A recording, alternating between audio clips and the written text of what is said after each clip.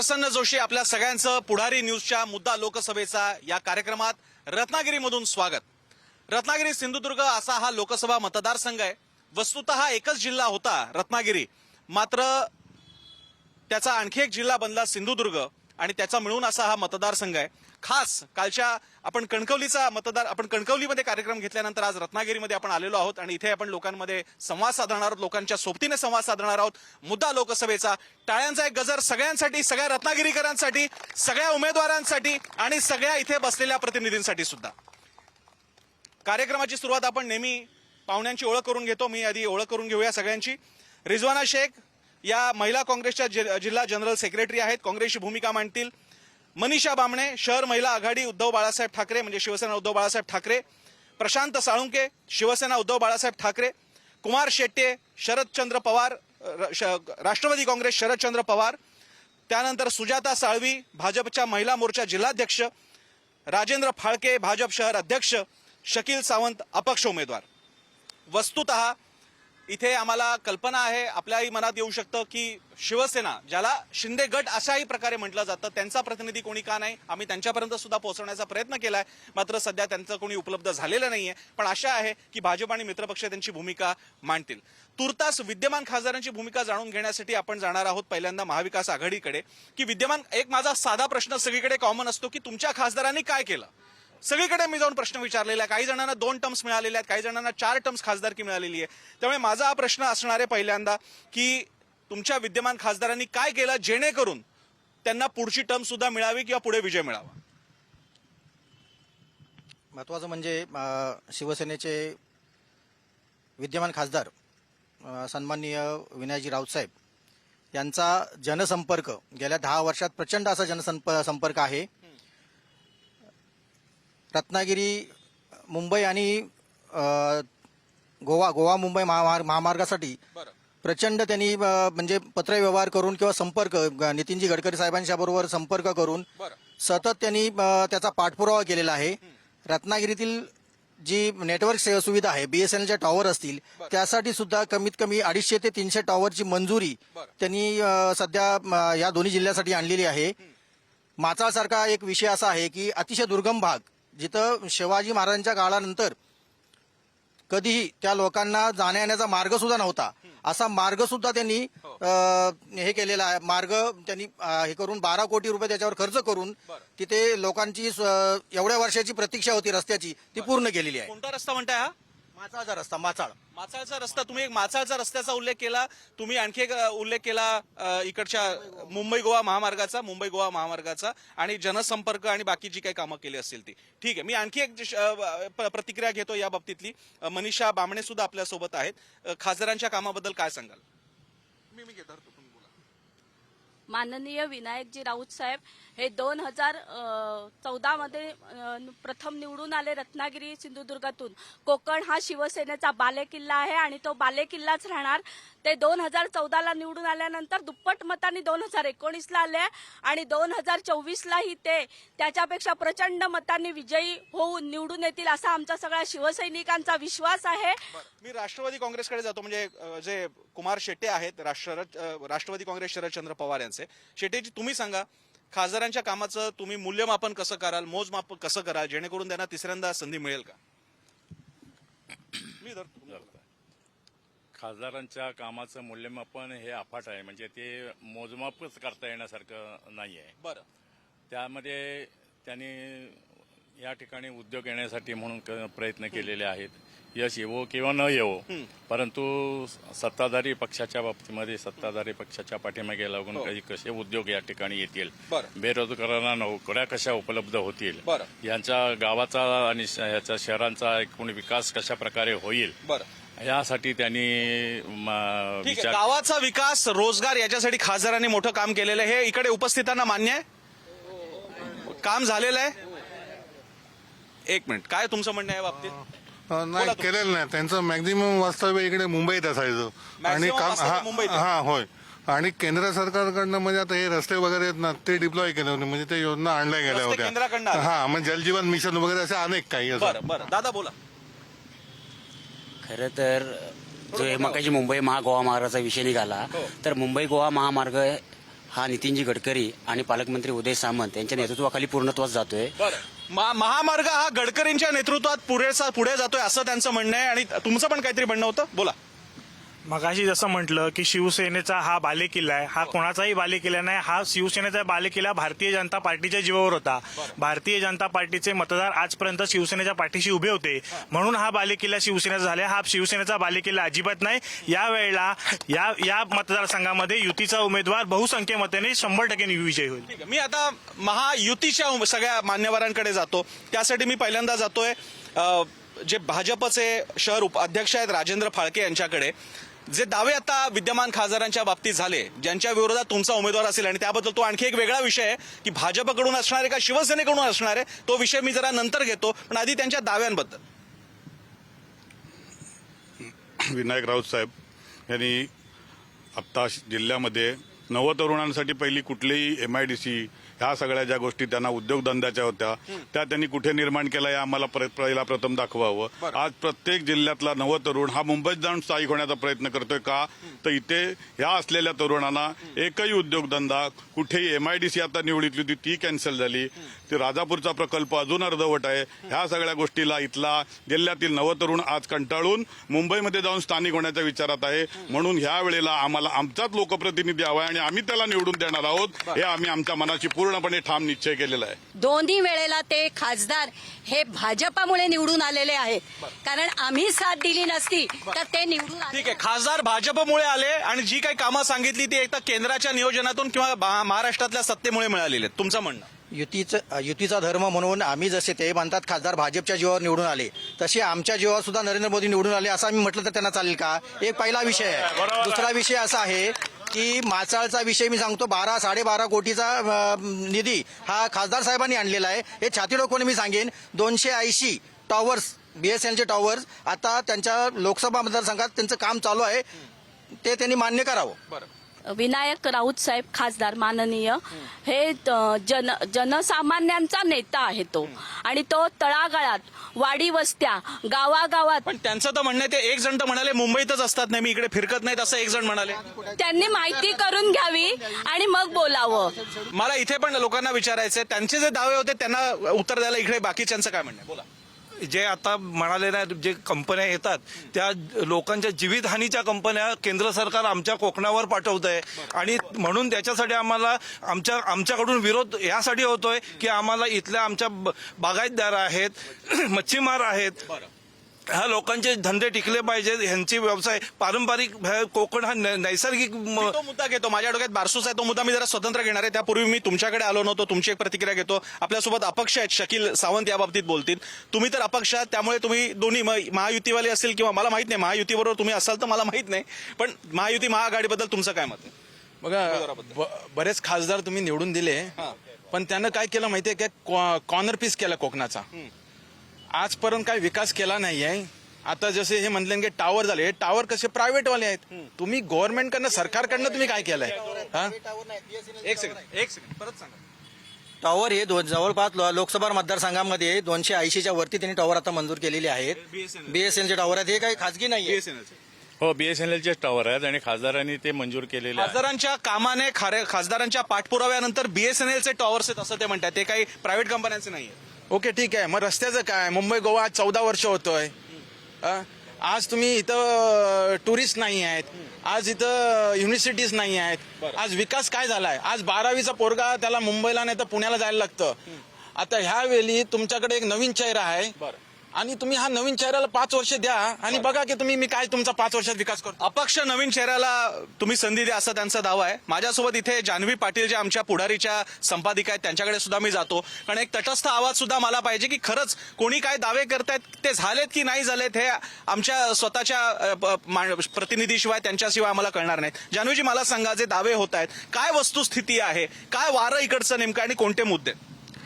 मुळात रत्नागिरी जिल्ह्यामध्ये ज्या पद्धतीने आता जे काही राजकारण सुरू आहे ते संमिश्र प्रतिक्रिया आहे रत्नागिरी जिल्ह्यामध्ये. पण मुळातच जे काही रत्नागिरी जिल्ह्याचा जो विकास ज्या गतीने व्हायला हवाय त्या गतीने अद्यापही होत नाहीये. त्याच्यासाठी जे काही सर्व पक्षांनी एकत्र येऊन जे संवाद साधला पाहिजे ते कुठेतरी कोकणामध्ये कमी पडतंय एवढंच मला वाटतं. एक मुद्दा या निमित्तानं निघालाय मत्स्य विद्यापीठाचा आणि त्याच्याच बरोबरीने आंबा बोर्डाचा पण मुद्दा आहे, तो सुद्धा पुढे जात नाहीये. मला एक मुद्दा बारसूचा घ्यायचा आहे. आपल्यासोबत नवीन पाहुणे आले, त्यांचं सुद्धा मी स्वागत करतो. बारसूच्या प्रतिनिधीसाठी आपल्यासोबत बारसू प्रकल्पाला ज्यांचा विरोध आहे त्या विरोधक समितीचे प्रतिनिधी आपल्यासोबत आहेत. नेमकं काय स्टेटस आहे त्याचं कारण मी कणकवलीमध्ये होतो, तिकडे असं म्हटलं की एकीकडे महाआघाडीवाले विरोध करत असले आणि ते बारसूच्या सोबत असले तरी स्थानिक शिवसेनेच्या माणसाने तर पाठिंबा दिलेला आहे, ते तर यांच्याबरोबर आले नव्हते. काय नेमकं राजकारण चाललंय बारसूमध्ये? सर, राजकारण हे स्पष्ट आहे आणि ह्या जिल्ह्याला विकासाचा आणि राजकारणाचा वारसा आहे. पण बारसूचा प्रकल्प हा एम्प्लॉयमेंट जनरेट करेल, लोकांना, इथल्या सुशिक्षित लोकांना मुंबई किंवा बाहेर जावं लागणार नाही, मग त्याला विरोध का? सर, हे दोन्ही प्रकल्प जे आहेत हे एम्प्लॉयमेंट जनरेट करतील हा एक भास निर्माण केलेला आहे, कारण दाभोळ वीज प्रकल्पाने केलेला नाही. मी विचारतो दोन्ही बद्दल, बारसू बद्दल आपण विचारणार आहोत. जैतापूर बारसूचा बेसिकली मुद्दा आहे. तुमच्यापासून मी सुरू करतो, तुमचं काय म्हणणं आहे याबद्दल? अतिशय चांगला मुद्दा उपस्थित केला जैतापूरचा. नुसत्या रोजगारासाठी आम्ही आंदोलन केलं ना त्यावेळेला, आणि 14 वर्ष केस लढलो आम्ही. एकही नोकरी जनरेट झाली नाही तिथे, एकही सिंगल. आणि ज्या लोकांना त्यांनी 5 लाख रुपये घेतले नाही त्या लोकांना त्यांनी जे घेतले त्यांना कॉन्ट्रॅक्टवर ठेवलं. दर 2 वर्ष त्यांचे कॉन्ट्रॅक्ट रद्द होतं त्यांचं. दर 2 वर्ष कॉन्ट्रॅक्ट झालं. 6 महिने. बारसूच्या बाबतीत हीच भीती आहे तुमच्या मनात? सेम बारसूबद्दल पण सेमच आहे. आता बारसूच्या मुद्द्याबद्दल आपलं काय म्हणणं आहे? नेमकी काय भूमिका महायुतीची असणार आहे? कारण हा मुद्दा कदाचित या निवडणुकीवर सुद्धा प्रभाव टाकू शकतो. बारसूच्या बाबतीत भूमिका अशी असेल की पर्यावरण त्यांचा जो काही विरोध आहे लोकांचा त्यांना विश्वासात घेऊन हा प्रकल्प ते लवकरात लवकर ही इलेक्शन झाल्यानंतर करण्याचा प्रयत्न करतील. ज्यावेळेस हा प्रकल्प देवेंद्र फडणवीस मुख्यमंत्री असताना नाणारमध्ये प्रस्तावित केला होता तेव्हा त्याच सरकारने तो प्रदूषणकारी आहे म्हणून तो तिकडनं रद्द केला तो काही किलोमीटरवर. मग खाडी ओलांडली की बारसू सोलगाव परिसर येतो, त्या ठिकाणीच प्रस्तावित आहे. मग जो इकडे प्रदूषणकारी होता तो तिकडे ग्रीन कसा झाला? मी विचारतो, यांच्याकडे सुद्धा मी जातो, कारण त्यावेळी मुख्यमंत्री फडणवीस होते आणि विरोधक सत्तेमध्ये असले तरी सुद्धा त्यांचा विरोध होता म्हणून ते झालं होतं. तुमचं काय म्हणणं? तुम्ही बहुधा म्हणत होता की रोजगाराचा काही उपयोग नाहीच आहे उपयोग इथे. आणि काय माहिती, इथली जी जनता आहे त्या जनतेवर हा जो लादलेला प्रकल्प आहे तो होऊ नये हीच आमची इच्छा आहे. पण मग मला इकडे सगळ्या महायुतीच्या सगळ्या मंडळींना, इकडच्या लोकांना प्रश्न आहे. रत्नागिरी हा केमिकल झोन आहे, बरोबर? हा केमिकल झोन आहे, करण्यात आलेला तसा प्रयत्न आहे. एक सेकंद बोला. केमिकल झोन नसलं इथे नाहीच आहे. विदाऊट केमिकल झोन का इथे केंद्र सरकार आणू शकत नाही? त्याचाही केंद्र सरकारला काय आणू शकत नाही? विदाऊट केमिकल झोनचे प्रकल्प रत्नागिरीमध्ये का आणू शकत नाहीत? केमिकलचेच का आणतात? बरं, विदाऊट म्हणजे पर्यावरणपूरक का नाही? माझं म्हणणं असं आहे की केंद्राने किंवा खासदारांनी ऑटोमोबाईलचे प्रोजेक्ट आणावे ना, जेणेकरून इथे प्रदूषण होणार नाही. केमिकल नको, ऑटोमोबाईल चालेल. बोला. केंद्राकडून प्रोजेक्ट आणण्याची जबाबदारी कोणची असते? तर लोकसभेचं जे नेतृत्व करतात त्यांची असते. मग गेल्या 10 वर्षात या लोकसभेचं नेतृत्व करणाऱ्या खासदारांनी काय केलं? किती प्रोजेक्ट आणले? मला पुन्हा महायुतीकडे यायचं, मी आपल्याकडे येणार आहे की नेमकी त्यांचं म्हणणं आहे की भूमिका काय. मग एकतर पर्यावरणपूरक प्रकल्प येत नाहीत आणि आहे त्याला मग विरोध आहे का समर्थन ते पण कळत नाही. कोकणामध्ये नेमके कोणते प्रकल्प असावेत आणि आहे त्या प्रकल्पाला तुम्ही काय विरोध करणार आहात का? आता निवडणुकीमध्ये तुमचा मुद्दा असेल बारसू नको म्हणून. नाही, बारसू नको म्हणून हा मुद्दा असणार. आम्ही नेहमीच पहिल्यापासून सांगितलेला आहे की आम्ही स्थानिक लोकांच्या बरोबर आहोत. स्थानिकांचा विरोध नसेल तर शिवसेनेचा पण विरोध नाहीये. स्थानिकांच्या बरोबर आम्ही आहे. बोला. रत्नागिरी म्हणजे 4 इंडस्ट्री महत्वाच्या आहेत: आंबा, काजू, मत्स्य आणि पर्यटन. ह्या 4 विषयावर जर अभ्यास झाला इथे तर इथे चांगल्या प्रकारे इंडस्ट्री लागू शकतात, लोकांसाठी रोजगार मिळू शकतात. लोकांकडनं सुद्धा प्रतिक्रिया. येस, तुम्ही पण बोलणार होता, पण तुमची घेतो आणि मग येतो तुमच्याकडे. बोला. आजपर्यंत असं झालंय, महाविकास आघाडी आणि उद्धव बाळासाहेब ठाकरेंची शिवसेना म्हणजे विकास कामांना विरोध, हे एक समीकरण झालंय. आज कुठलाही रस्ता करायचा झाला, एखादा नवीन प्रकल्प करायचा झाला की हे नेहमी विरोधात जाऊन बसतात. त्यांचं म्हणणं आहे की ते प्रदूषणकारी प्रकल्प आहेत. इथले लोक म्हणतात ते प्रदूषणकारी प्रकल्प आहेत, प्रदूषण येतं, रोजगार प्रत्यक्षात तयार होत नाहीत असं ही मंडळी म्हणतात. कसं आहे, विरोध करायचा आणि त्याला कुठली तर कारणं शोधून काढायची, लोकांमध्ये भ्रम निर्माण करायचा, हे सगळीकडे चालू आहे. हा कुठल्याही प्रकारे प्रदूषणकारी प्रकल्प नाही. यामुळे मोठ्या प्रमाणात रोजगार निर्मिती होणार आहे आणि याच्यासारखे अनेक रोजगार हे या मतदारसंघात महायुतीच्या. एक सेकंद येतो मी तुमच्याकडे. JSW मध्ये किती रोजगार निर्माण झाले, फिरोनेस मध्ये किती रोजगार निर्माण झाले. एवढ्या मोठ्या कंपनी आहेत. इथली रत्नागिरीची आपल्या JK फाईल बंद झाली आता. त्यानंतर भारतीय शिपयार्ड बंद झाली, उद्योगपती रत्नागिरीले आहेत. काय केलं त्यांनी आपल्याकडे अशा प्रकारचे प्रकल्प का आणले नाहीत? आपल्याकडे रत्नागिरीमध्ये असणारी ही जी आता JK बंद झाली, उद्योगमंत्री रत्नागिरीचे आहेत ना, बंद करायचं कारण काय? एक सेकंड बोलतो. थांबा येऊन दे मला तुमच्याकडे. JK कोणी बंद केली ना हे सर्व जनतेला माहिती पडू दे. त्यामुळे जे आता जे कामगार लोक आहेत ते आता घरी आहेत. जे काही लोक त्यांना पैसे देऊन ते घरी बसलेले आहेत. काही लोकांचं जे आता हानी झालेली आहे, आर्थिक हानी झालेली आहे, ते कोण भरून काढणार? प्रकल्प आले त्याच्यातून रोजगार नाही आणि जो कुठला नोकरी देणारा प्रकल्प होता तो बंद पाडला गेला किंवा पडला. बोला. आजपर्यंत लोकसभेमध्ये या ठिकाणी सक्षम उमेदवार न मिळाल्यामुळे नाही तो नाही मुद्दा. आपला मुद्दा रोजगाराचा चाललाय. त्या इंडस्ट्रीचं काय चाललंय नेमकं? मग तेच सांगतो, यानंतर भारतीय जनता पार्टी महायुतीचा उमेदवार या ठिकाणी निवडून आल्यानंतर या ठिकाणी या मतदारसंघामध्ये असंख्य रोजगार उपलब्ध करणारे उद्योग या ठिकाणी आणले जातील. रोजगार निर्माण करणारे उद्योग आणले जातील. ओके, बोला. त्यांनी जे JK म्हटलं ना की JK बंद झाली, बंद होऊन ती जमीन कुणी घेतली? ते कोकणातले आहेत, महाराष्ट्रातले आहेत, कुठल्या इकडचे काय कोकणाच्या बाहेरचे आहेत, ते पण माहिती घेतला पाहिजे ना. एक मुद्दा जो सारखा मुद्दा पुढे येत होता तो म्हणजे फळ प्रक्रियेचा. फणस, काजू, आंबा असे अनेक उत्पादन आणि छोटी पण आहेत, म्हणजे नारळ पण आहे, मच्छीचा तर प्रश्नच नाही आहेत. या सगळ्यांवरती अनेकदा बजेटमध्ये ऐकायला येतं, केंद्रीय बजेटमध्ये काय प्रक्रिया केंद्र, वेअर हाऊसेस, कोल्ड स्टोरेज, ती प्रत्यक्षात आली आहेत कोकणामध्ये? मला माहित नाही, तुम्हाला माहिती आहेत आली आहेत ती? आता हा मुद्दा सगळा केंद्राच्या अखत्यारीत येतो. माझा प्रश्न आहे की हे मग cold storage, warehouses, transport chain हे होतं कुठे मग नंतर? का नाही आपल्याकडे आंबा बोर्ड का नाही? आपल्याकडे खरंच वेअर हाऊसेस का नाही? काजू प्रक्रियेसाठी किंवा आंबा रिसर्च सेंटर का नाही? गेल्या 15 ते 20 वर्षामध्ये आमचा प्रतिनिधी तिथे नसल्यामुळे आम्हाला कुठे बोलायला वावच मिळाला ना. आम्ही ज्या वेळेला एखादे मुद्दे मांडत होतो त्यावेळेला प्रत्येक गोष्टीत त्याला विरोधच होत होता. आता जो 10 वर्ष विद्यमान खासदार इथे आहेत, हे म्हणाले की केमिकलचेच आमच्यावर का थोपले. काय केलं? 2.5 वर्ष मुख्यमंत्री कोण होते? त्यांनी का कोकणला केलं नाही? प्रत्येक वेळेला हे म्हणतात की बालक. एक मिनिट ऐकून घ्या ना. आम्ही तुमचं ऐकतोय ना. आम्ही नाही काय कोविडमध्ये काम केलं? एक मिनिट, अजिबात नाही. ऐकून घ्या. मी तुमचं ऐकलंय. ताई, तुमचा आवाज जाईल. हे बघा, हे एक लक्षात ठेवा की त्यांच्याकडे होतं. प्रत्येक वेळेला शिवसेनेला या कोकणने इथे आमदार खासदार निवडून दिले. आम्ही त्यांच्याबरोबर युतीत होतो. आमचा इथे कोणीच प्रतिनिधी नाही. हे जे म्हणतात की विद्यमान खासदार येतात, निवडून आल्यानंतर कधीही त्यांनी भाजपाच्या याच्यामध्ये आम्हाला चेहरा. बिपिन आलेले आहेत. बिपिन हे शिवसेना, ज्याला आपण शिंदे गट म्हणतो पण प्रामुख्याने शिवसेना, त्याचे शहर प्रमुख आहेत. 2-3 मुद्दे होते. पहिला मुद्दा चाललाय खासदारांनी काय केलं आणि त्यालाच उत्तर देताना सगळे सांगतायत की विनाशकारी प्रकल्प नको, त्याबद्दल शिवसेनेची भूमिका काय आहे आणि केंद्राकडनं चांगले वेअर हाऊसेस, आंबा प्रोसेसिंग केंद्र असेल किंवा आंबा बोर्ड असेल, या गोष्टी का नाही आल्या? सर्वप्रथम म्हणजे राऊत साहेबांना आधी विचारा, त्यांना काय बोलायचं ते बोलून दे, कारण त्यांना मध्ये बोलायची सवय आहे. नाही तसं नको, त्यांना बोलून दे. त्यांना एकतर त्यांना बोलून दे, एकतर मी बोलीन. त्यांना सवय आहे काय की मध्ये बोलत राहायचं. त्यांच्याशी बोलून घ्या, नंतर मी बोलतो. कारण मला बोलताना मला बोलून दे, नंतर त्यांना बोलून दे. सर्वप्रथम म्हणजे विनाशकारी प्रकल्प असं म्हटलं जातं, तर विनाशकारी प्रकल्प आहे की नाही हे ठरवणार कोण? कोकणला रोजगार मिळाला पाहिजे, इथल्या मुलांना उद्योग मिळाले, म्हणजे हाताला काम मिळालं पाहिजे. यासाठी माननीय एकनाथराव शिंदे साहेब असतील, देवेंद्रजी फडणवीस साहेब असतील किंवा आमचे उद्योगमंत्री उदय सामंत साहेब असतील, त्यांच्या माध्यमातून हा जो रिफायनरीचा विषय आता इथे आपल्याकडे उद्योग होत आहेत, तर निश्चितपणे आमचा सर्वांचा पाठिंबा आहे की उद्योग आला पाहिजे, उद्योग झाला पाहिजे, जेणेकरून उद्योग जे आले नाही तिथेही तो रोजगार किंवा अन्य हे कसं येणार. सर, सर्वात जास्त चर्चा इथे विकास आणि रोजगारावर चाललेली आहे, आपण सर्व बघतो आहोत. पण हा जिल्हा पोरका का आहे?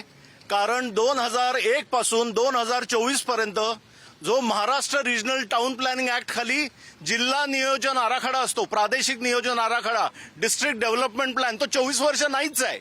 आम्ही अलीकडेच त्या टाउन प्लॅनिंग ऑफिसला गेलेलो. जुना आराखडा जो 1980 पासून 2000 सालापर्यंत होता तो वाळवीने खाल्लाय.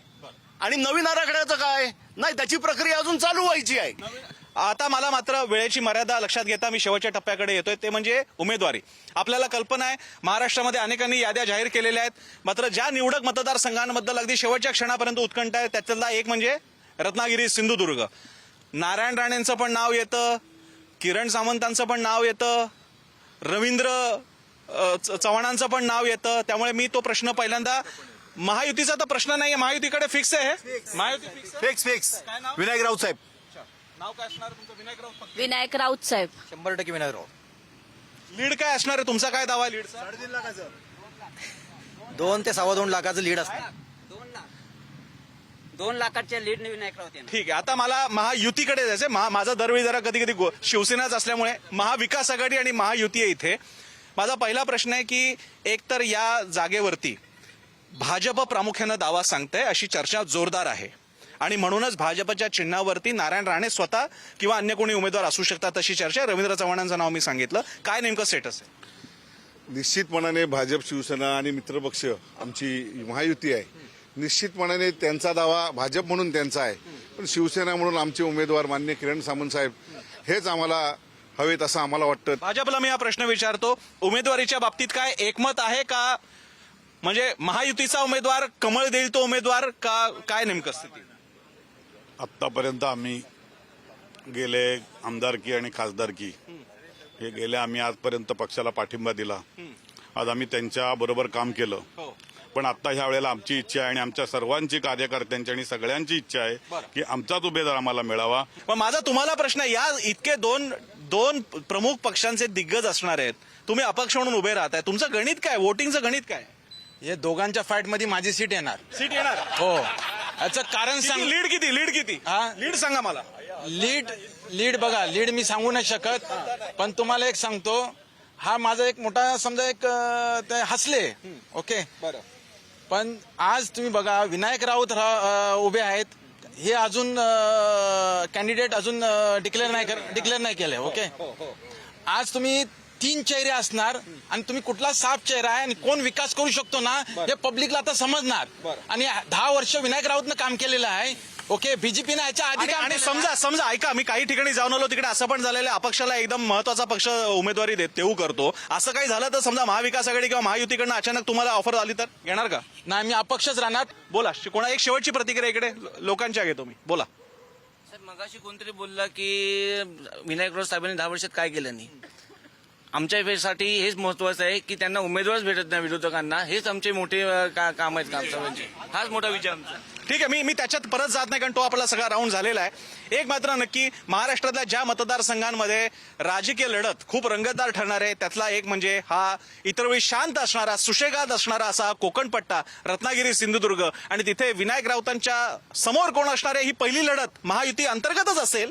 आणि ती एकदा लढत झाली की मग खरी लढत विनायक राऊत आणि त्यांच्या समोरचे महायुतीचे उमेदवार अशी असेल. आणि त्यावेळी नेमकं काय होणार ते मात्र आपल्याला लक्षात ठेवण्यासाठी 4 जूनची वाट बघावी लागेल. पण तुर्तास या डोंगरी, नागरी आणि सागरी असा 3 भाग असलेल्या रत्नागिरी, सिंधुदुर्गच्या नागरिकांचा आपल्याला राजकीय चाणाक्षपणा मानला पाहिजे. त्यांना प्रश्नांची जाण आहे आणि परिस्थितीचं भान आहे.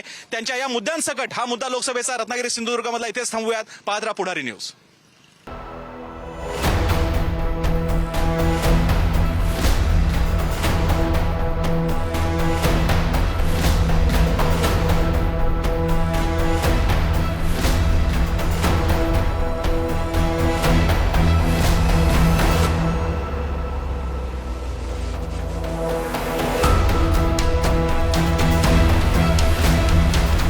Thank you.